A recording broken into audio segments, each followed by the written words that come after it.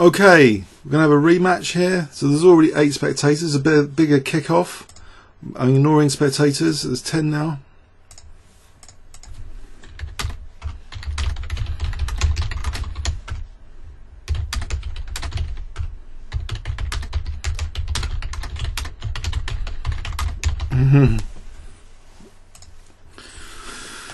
Okay, let's play a French defence, I think.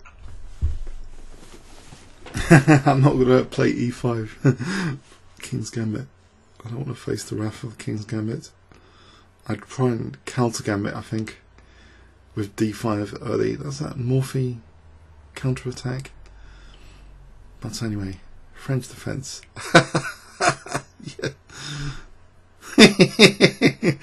Oh dear, dear. So the first consultation game is now being uploaded. Whilst the computer's not totally stressed out doing that multitasking. So okay, let's play d5, standard French defence. Blocking the bishop voluntarily, potentially losing trump cards. It's a good demonstration of the concept of giving yourself and potentially losing trump cards, because the bishop's blocked in. You can actually lose games potentially just with a bad bishop, or you can potentially lose games with the weaknesses of the dark squares. Both of those are possible already from this opening. Whites, though, by playing e5 is also giving themselves potentially losing a trump card, because the extra space comes at a cost of weakening light squares, providing undermining opportunities, providing a pawn chain which can be undermined, which I'm going to do with c5, and try and get rid of my potentially losing trump card. Now bishop d7, queen b6, bishop b5 springs to mind. And a Cobian once told me at the Gibraltar when I met him about CD first, CD, and then bishop b5 when the queen's on b6. So I think I might use that idea here. So I think, I don't know, queen b6 first or bishop d7, maybe queen b6.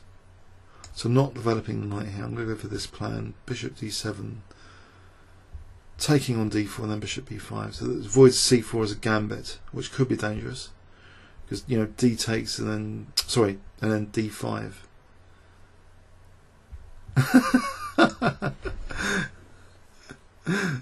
Now is the I'm echoing. Okay, just looking at the captain. The surprise, yeah. Okay, there's this fear that I know everything about this, but the surprise could be worse than the symptoms. You know, curing some worry by trying to do some surprise could actually create more problems than just trying to play normally. The big strategic issue White faces, obviously, I'm going to try and get rid of my weakness and at the same time expose all these light squares as weaknesses, and then f5 and c4 will light up as potential knight outposts later. That's the plan. But of course there's dynamics. You know, my king could be hacked. So if it's on the king side, even on the queen side, it could be hacked. So chess is not that simple. Also, White could take with the knight here, surrender occupation in the centre.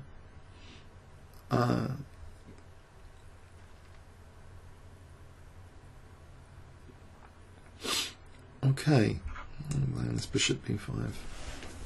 So the Cobian plan.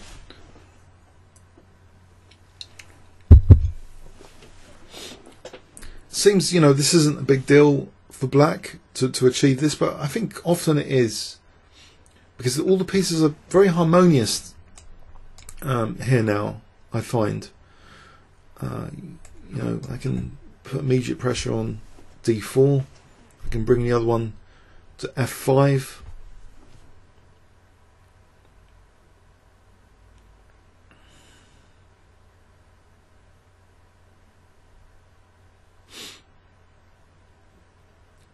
What else? It's just positional play, basically. The trouble with the team as well is if team is looking at candidate moves all the time, there's less emphasis on strategy, on strategic, you know, color complexes, on strategic issues. But tactically, you know, I don't like to see chess as just if-thens and candidate moves. I hate that view of chess. It's very cold, very concrete. Chess is a concrete game, yes, but sometimes to fight concrete players and concrete moves, you play with imagination, with great imagination. You sacrifice, you think of positional sacks. You don't follow the if-then tree. You rebel against it through creativity. Okay, so knight f5 here doesn't seem to tactically lose to anything like knight d5. There's no if the queen was on d3, then knight d5 would be a problem. So I think knight f5. I don't think I'm tactically. Knight a4 though, knight c5, queen c7, knight a4, queen c7, rook c1. I might be embarrassed on the c file. There might actually, I don't know, knight a4. Is there knight d4? G4. This is a joke. G4. sorry, it's a bad joke. It's like weakening some squares, permanent damage to the position. Pawns don't go backwards. Sorry, team. When you see this video after, I hope I'm not too terrible laughing at the comments I do see from the team captain. I'm sorry in advance. Oh dear. No, let's get it together. Oh dear. No, G4 might be a good move. It just depends on the position, really. I'm too hard on these generalisations that they create this harshness for non-routine moves sometimes.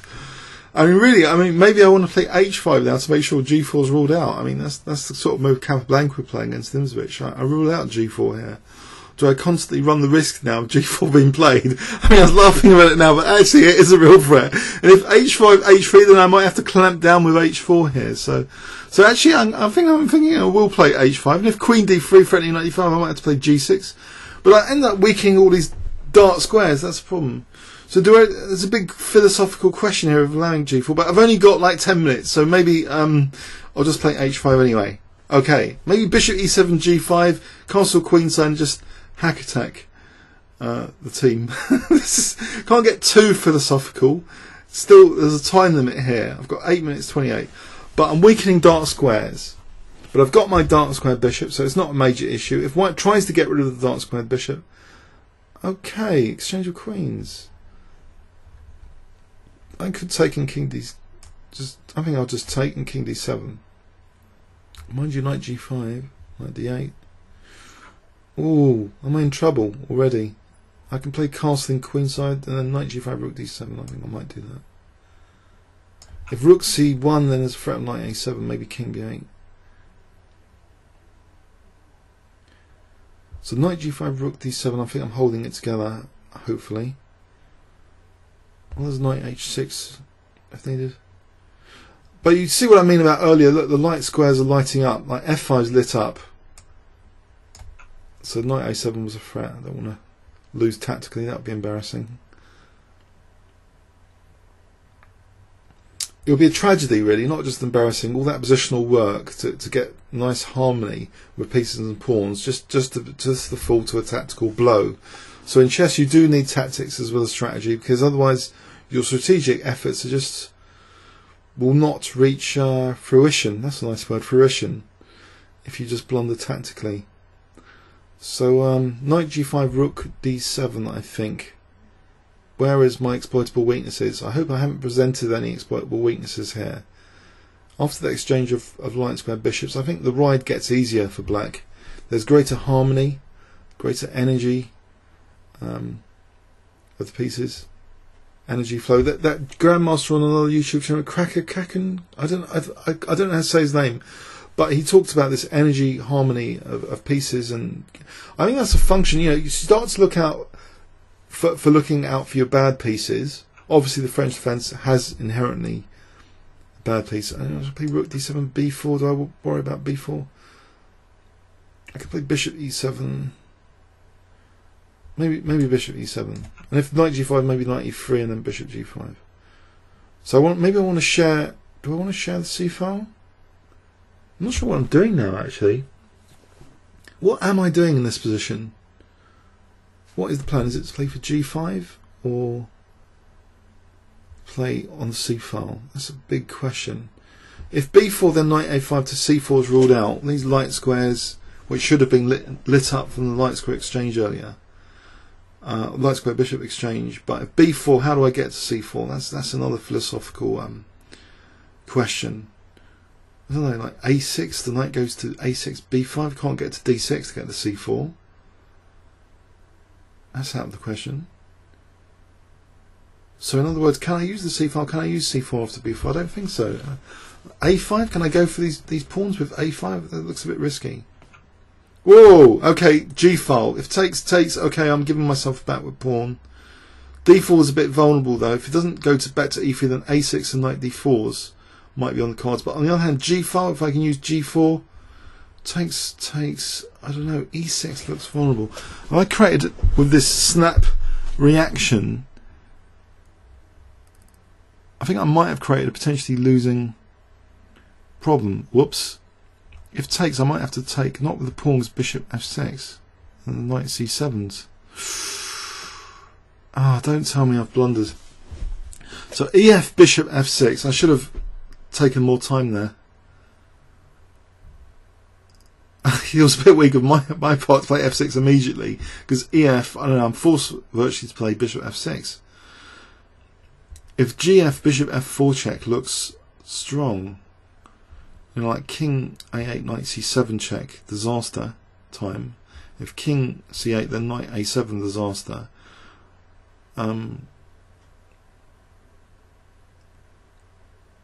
Oh, that looks winning anyway. Bishop f4 check. I think I'm a goner. Bishop f6, bishop f4, king c8, knight a7. I have to play king d7. It's not good. It's not good at all. I do get a bit of the centre, a bit of attack on d4.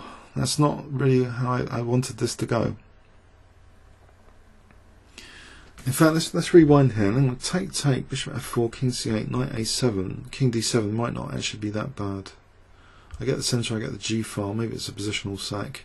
I think I have to play it. I have to lose an a pawn now to bishop f4. Tragic. But no, I get the g file. That's why I think my snap decision was to play f6 just then, which was terrible. The snap decision, I know. But if the a7 pawn is the only consequence here, and I get the g file, I get g file battery on g2, I get to play rook g4. Maybe there's pressure on d4 then from these guys. Well, this guy will be b takes c at the end of this anyway, because knight a7, king d7, knight c6, bc. Okay, so I've got the b file. No, I haven't got the b file. I haven't got access to b8. Bit of a disaster. Okay, not as hot as the first game maybe. Although even the first game I was losing at one point. So not good. At least I'm protecting e6 though. There's upsides to this position. Okay, I haven't got access to b8. I might have the g file to work with. That's, I think, the major strategic upside here. There's still potential light square weaknesses to play on if I can survive the upcoming onslaught, which I can't see at the moment apart from c6 being weak. Might have to keep this rook here and just use this rook. Rook g8 to g4. There's 25 on the team. Well, this is building up. There's probably quite a few strong players. Uh-oh. I think I'm in trouble. Mind you, I was lucky in a rook and pawn ending last night. I was a pawn down, but managed to get a swindle in the end in time pressure.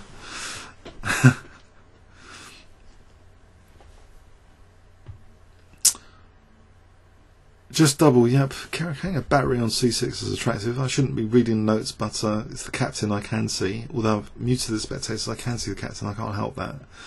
So rook g8. I don't know. Rook g4 is something to look forward to, is it? I don't know. Am I busted? Whoa, b5 might be a threat, but I don't know. I can take it at the moment. No, I can't. g7. Playing bishop d6 now. I think trying to stop this coordination. Try and get into these squares with my knight. Get a superior knight. Maybe a light square blockade like a rook here, the other rook here. forget about the king side. just try and just win one of the pawns back through pressure. If I work on here, I'm splitting my resources up in the position. If I put my resources to use on the blockade, just try and hold position, create some time pressure, just hold position. That would be a very hard fortress to break, I hope.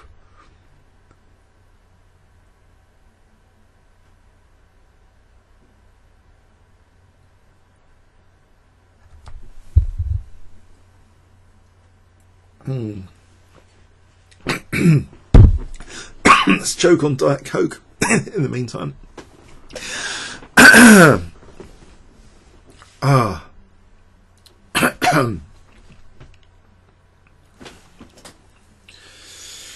So the pawns are on the dark squares. So strategic, I don't know if the team's noticed that, but if I can get a light square blockade, then that might be tactically good news as well. At some point it should be, because pardon me, sometimes tactics are related to strategic crush, sometimes they are. So here, is there a strategic crush on the light squares? That's the question. Will I be able to hold the blockade? Get this knight to d6, and poking on the c4 and b5 potentially, and get some pressure, get battery on a3. Doubling rooks on a3 is an exploitable weakness here. Because then there's knight c4, it really does look like an exploitable weakness. And if knight d2, there's knight b5. So if I just double on a3, come via the a file, I don't know about losing h5 or these guys. These guys seem strong. So a3 looks as though that's a bit sensitive here. I think the major threats have been extinguished. That b5 threat, coordinating the bishop and rook.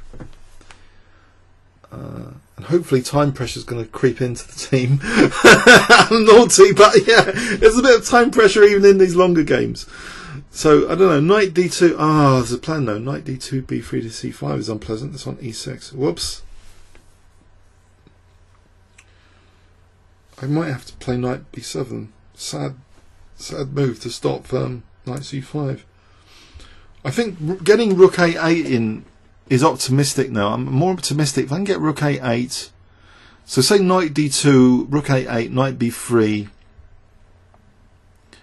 Maybe I can just take there and allow knight c5. There's king e7. I think I have to play this because there's always knight b7 if I change my mind now after knight b3. Do I want to take on a3 or do I want to play knight b7? Knight e4, there's f3. I guess there's nothing after f3. Or there's knight c4. I could try and force an exchange sack if I just block the c file, because then knight c5, maybe king d6 there. Maybe that's not so bad to play knight c4 if knight b3. So is white getting tied down now after this rook a8? Have I got a vulnerability to work on? This a3 pawn. An unexpected turn of events here. A tale of the unexpected. Tales of the unexpected. I don't know if any of you guys watched that. That was quite interesting. Tells you unexpected. There's knight b5 winning a pawn back immediately. Just a tactic. Weakness of the last move here. Surely. I'm hitting the rook. I'm hitting d4. I'm hitting a3. Blimey. I don't know if that was a late voted move.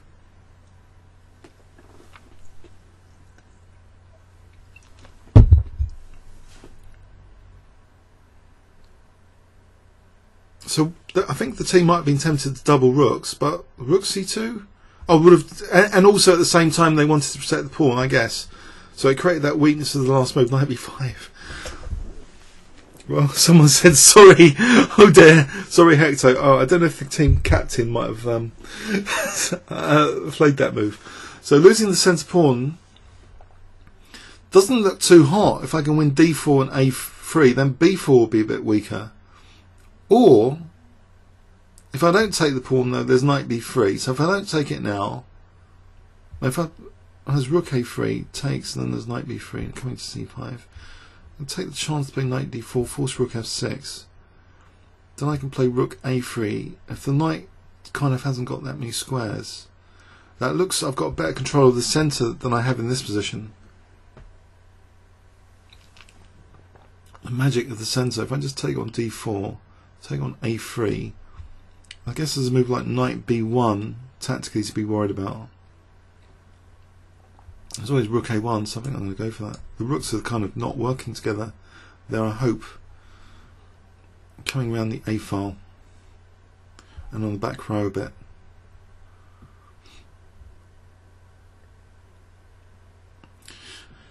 Back row is also a French grandmaster, quite strong.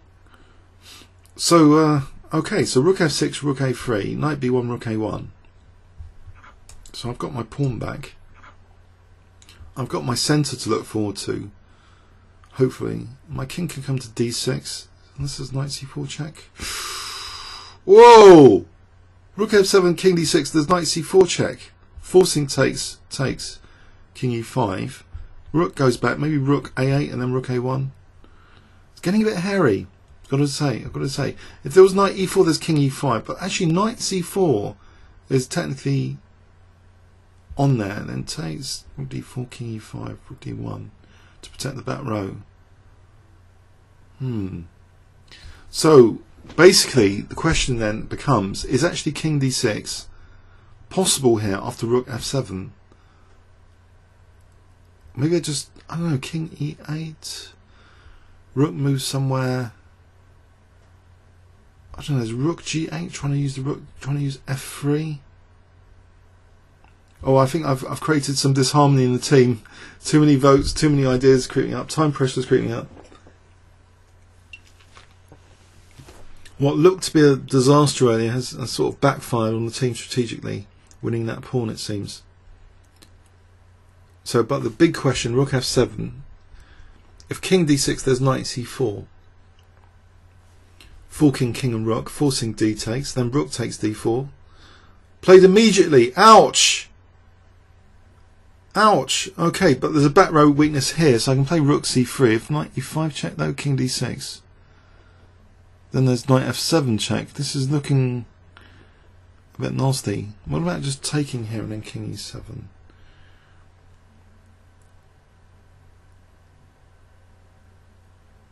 If I take rook d4, king e7, I don't know, I have to move the rook, don't I? Or do I? Just a2 because the back row. So the big question is knight e5 check. And king d6 is a disaster because of knight f7. So if king c7 there, I'm keeping the knight on d4. So I think I'm just going to play, because rook f7, king b6, maybe that's not so brilliant. So I like the rook on the 7th, so I'm going to do this. So I hope that's immune to rook a1. Knight e5, I hope I can just play king c7. I don't want to fragment my pawns, particularly. That would be a strategic victory to have had to play d takes. If I can keep the pawns intact, the king can come over here, I can get the other rook over here, get one pair of rooks off, try and march the pawns forward in the centre for the endgame. Maybe b4 be vulnerable. If the king's over here, maybe king b5 to b4.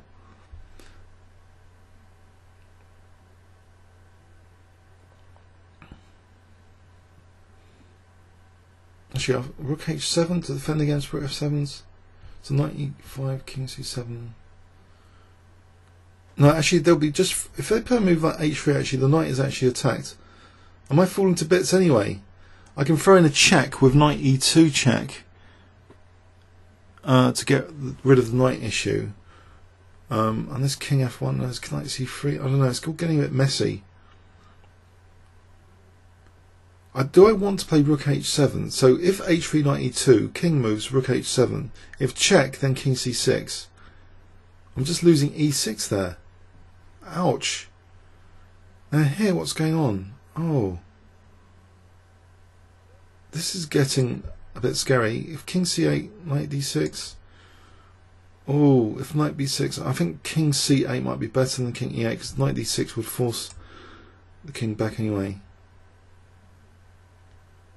Okay, so knight d6, king b8, rook b7 though, king a8. It's getting a bit hairy.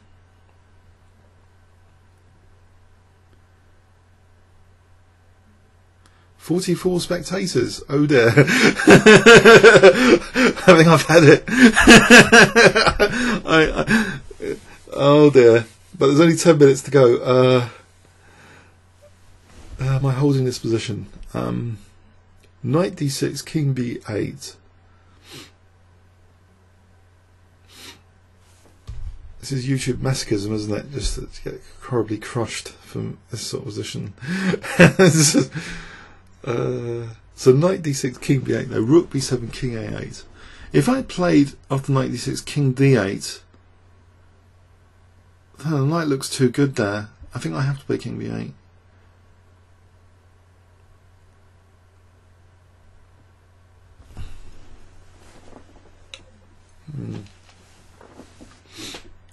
Can the two rooks coordinate? I can't get my rook into the game now.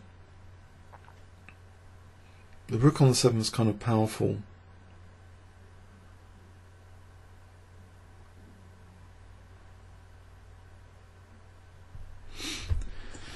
So much for the light square strategy earlier. Oh well.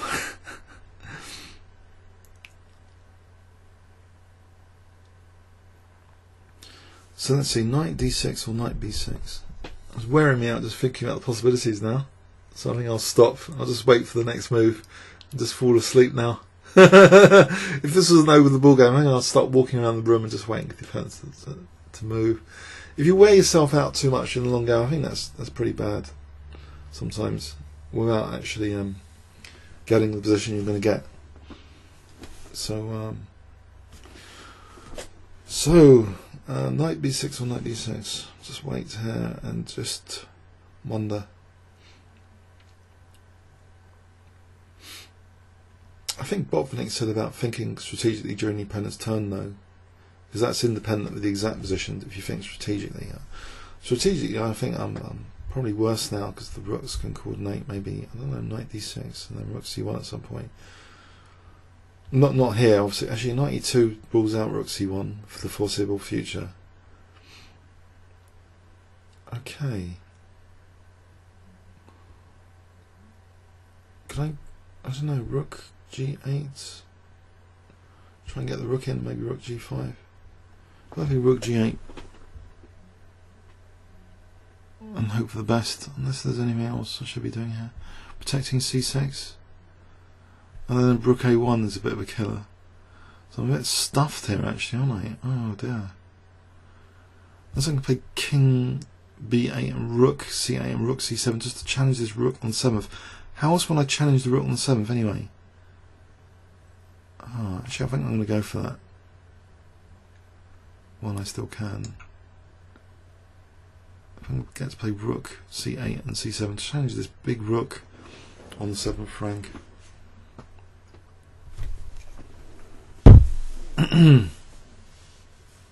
Mind you, c6 looks...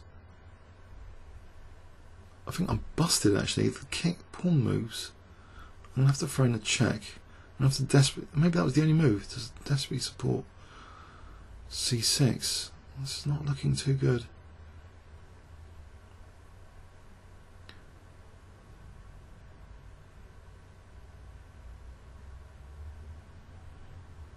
The quality of pieces here. Well, there's rook f8 that's just been mentioned. I don't mind that ending. I don't want to get slaughtered from the coordination of two rooks. So I don't know. Get a pair of rooks off. I'd be more relieved with the pawns in the centre. It's got inertia. I think they've got inertia. So probably the captain shouldn't say too much about revealing any secrets, and probably that probably helps. And the stronger captain for time pressure, just to play moves by default as well. So there are some obviously there are some unfairness weaknesses that I can see the captain, but the spectators can build up here for a great team. There, I think I'm gone now, aren't I? Oh dear, c6 is going. I'm losing another pawn's biting the dust.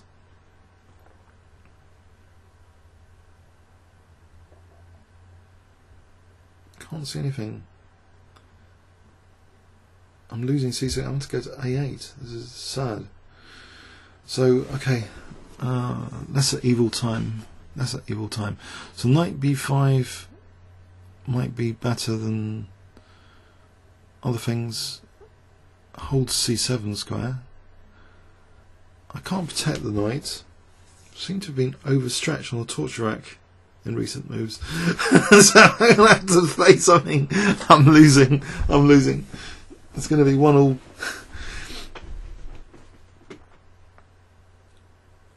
Knight c6, king a8. Maybe I can look forward to rook c8 and then try and double 7th. There's a bit of time pressure maybe creeping in.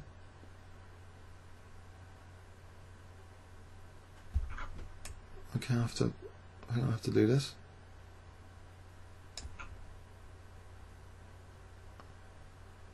So I've got a bit of control still on position. I can get rook c8 in. At least the rook is doing something after rook c8.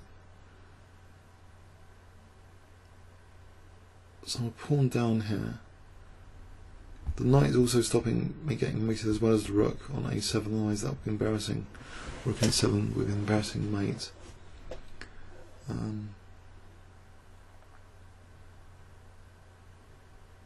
These are quality pieces though. That invasion with the rook to get the rook on the 7th, quality.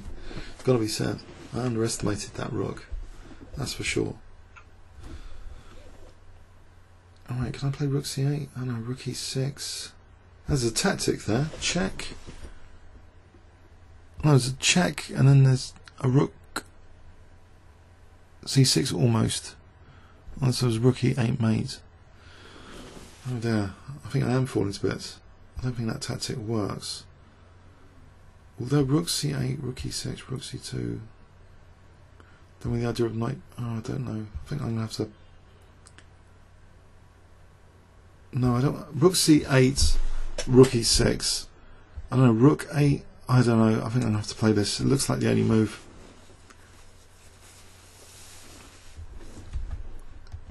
I'm falling to bits. I'm falling to bits. It's so cruel. There's no rook c6 because of rook e8, mate. So unless rook a1 check, rook a1 check, king e2.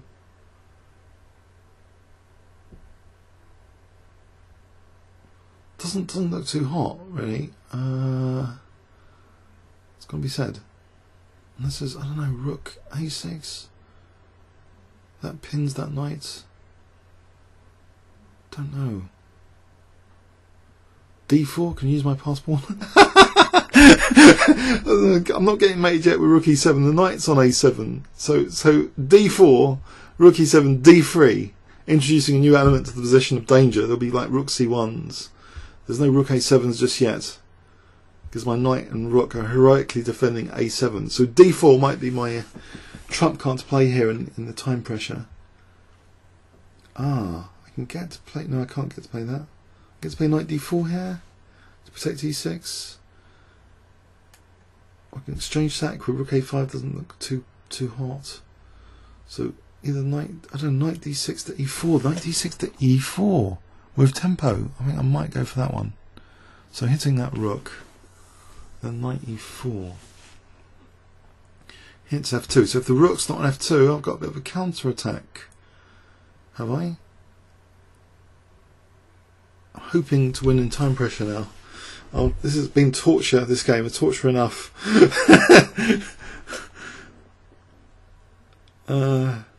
Blocking the e-file, blocking e6, shielding e6, getting a knight to e4, hitting f2. It seems to kill a few birds with one stone. No doubt I'm not a bird killer. This is just an expression. But knight e4 does seem to get a few of the birds with one stone. So rook e7, knight e4. And say rook takes e6, rook f2, and then the other one could double. That looks good enough for a draw at least. Double up rooks. Actual check at least. Or even winning maybe with knight on e4. Oh, major time pressure. Mind you, I'm down to 2 minutes 28 as well. This is another close encounter of the team consultation kind. So rook e7, knight e4. As I say, I used to do team consultation games over many weeks and months, correspondence style, but unfortunately you know, people with engines, they were spoiling a bit of the fun. It was all ending up engine spew. So maybe this is kind of a very, very fast format where I get picked on, and then you can see my thoughts after. Maybe this might be the way to go with team consultation games. I don't know. So f3, I don't know. I can double up rooks here to try for a draw. Was that a win? Rook c2 takes, check. Get both my rooks.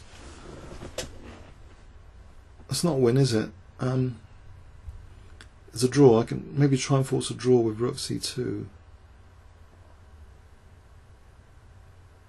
I don't know, takes rook g2. I can get a draw perpetual. This is knight d2. Can I try for a win here with knight d2 check? It looks a bit too risky. Don't think there's anything else particularly apart from rook c2, so I'm going to go for a draw. Maybe the team will be happy with a draw after the first game. I can get a draw by perpetual. Unless I've just blundered horribly and that's not a draw. I can't push the position here. Rook f2, king g1, I can mop up a pawn or two. King comes to f1 with two rooks here. And play rook d2, threatening rook h1, mate. King g1 again. In that position I can play d takes, attacking the rook. Oh! Okay. Got a battle here. Oh dear. Okay, with 2 minutes left, I've only got 1:29. This is getting a bit intense. Can I... Oh, I'm going to lose on time. I've got 1 minute 19 to think about this. I'm going to lose on time. I've only got 1 minute 10. So I move my rook, I lose the other pawn. I'm going to get back row mated. Oh dear.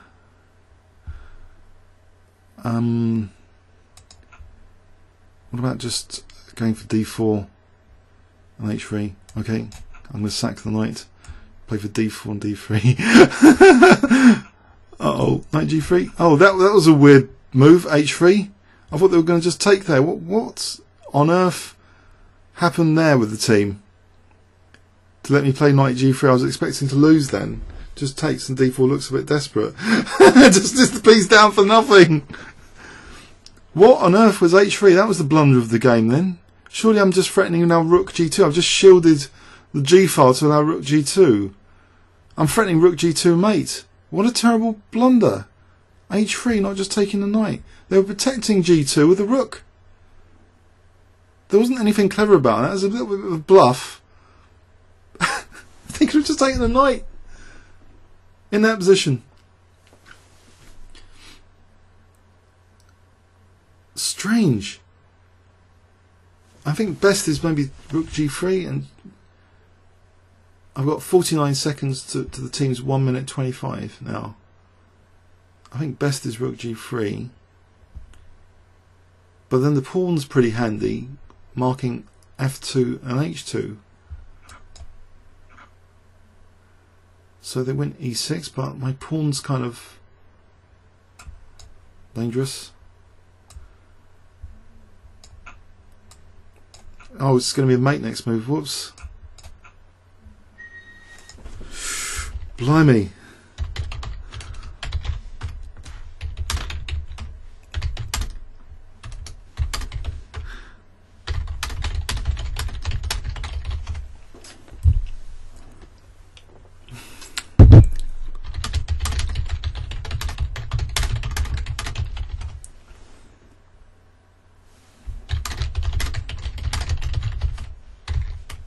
Okay, time pressure blunder.